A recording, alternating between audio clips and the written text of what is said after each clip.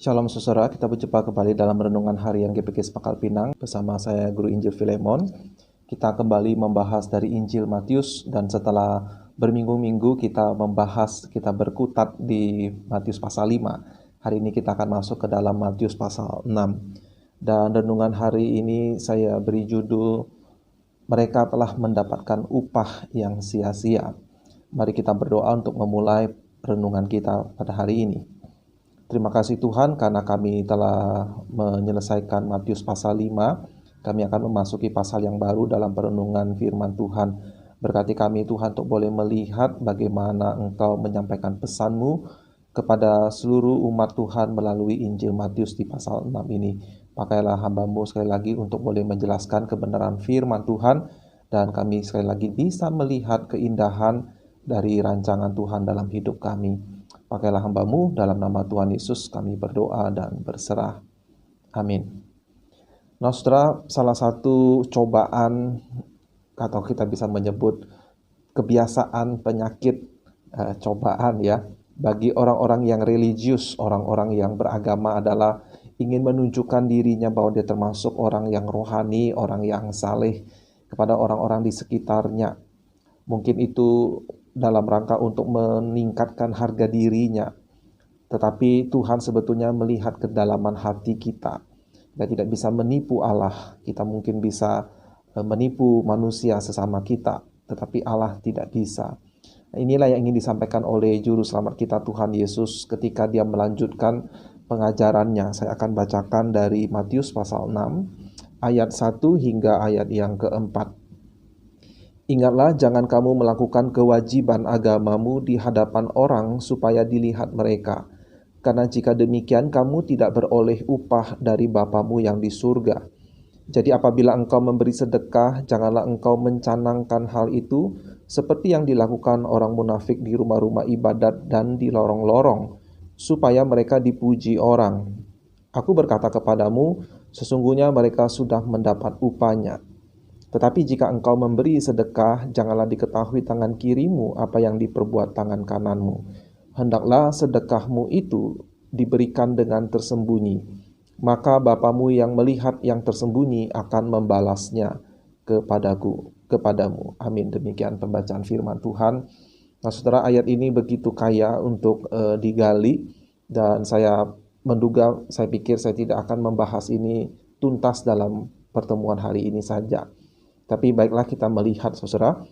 Yang pertama-tama yang ingin saya tunjukkan bahwa perkataan Tuhan Yesus ini mempunyai struktur kiasmus atau inklusio, atau yang pernah saya beri ilustrasi seperti sandwich atau hamburger, di mana ada dua bagian yang sejajar, lalu ada bagian kedua yang juga sejajar, dan di tengah-tengahnya ada fokus yang berdiri sendiri yang menjadi pesan inti dari bagian firman Tuhan itu.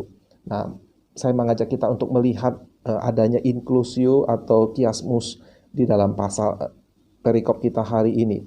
Saya lihat di pasal 6 ini ayat 1, ingatlah jangan kamu melakukan kewajiban agamamu di hadapan orang supaya dilihat mereka. Ya. Lalu itu dikontraskan dengan pas ayat 4b,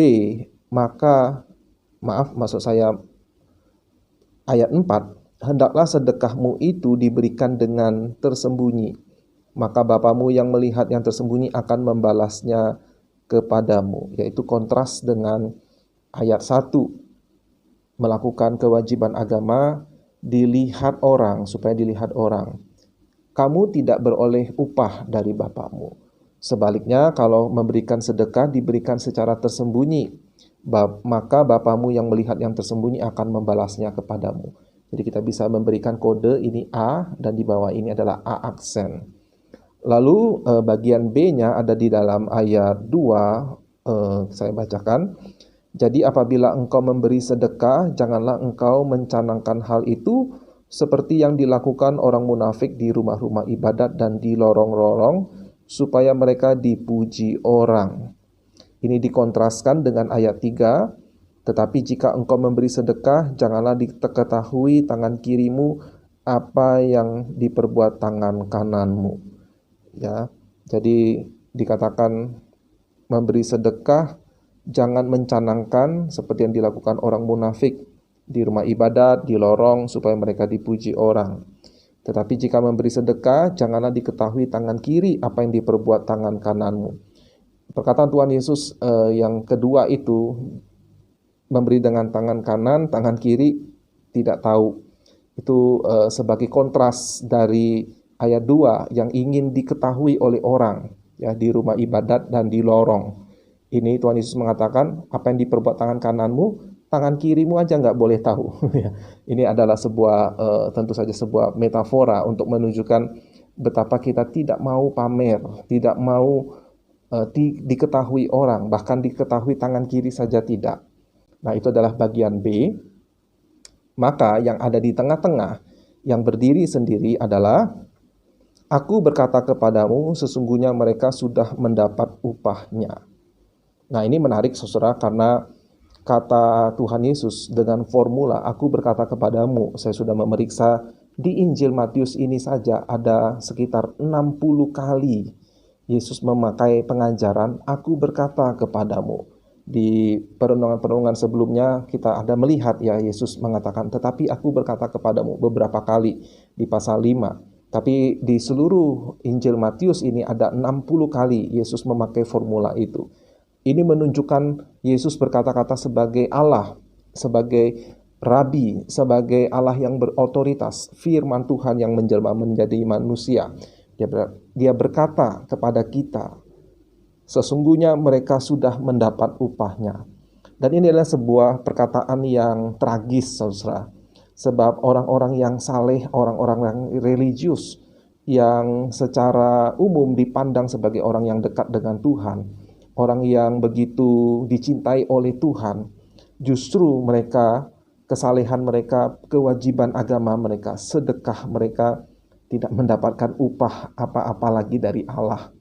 Itu sebuah ironis, sebuah vonis yang tragis. Seolah-olah kalau saudara bisa membayangkan, saudara melakukan sesuatu bertahun-tahun, berjeri lelah, memikirkan, mencanangkan, melakukan dengan konsisten. Tetapi ternyata untuk mendapatkan kesimpulan, usaha saudara itu tidak bernilai, tidak berguna, tidak mendapatkan kebaikan apa-apa. Seperti itu, saudara. Ya, jadi perkataan Tuhan Yesus ini sebuah vonis yang sangat tragis.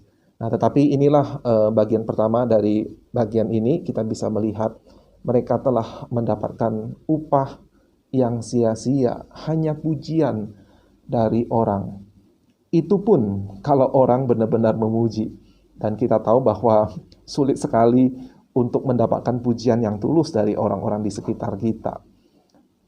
Oleh sebab itu, sungguhlah bodoh dan sia-sia kalau kita melakukan kewajiban agama kita hanya untuk dilihat oleh orang.